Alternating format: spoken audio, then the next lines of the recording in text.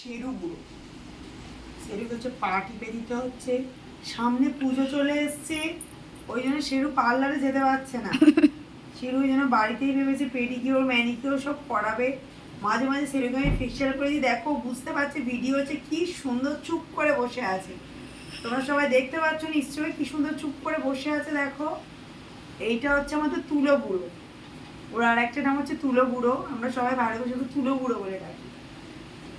ও মাঝে মাঝে ইচ্ছে হচ্ছে একটু শুয়ে পড়ি, কিন্তু ভিডিও হচ্ছে তো একটু সুন্দরভাবে স্মার্টভাবে বসে থাকতে হবে, তাই ও বসে আছে।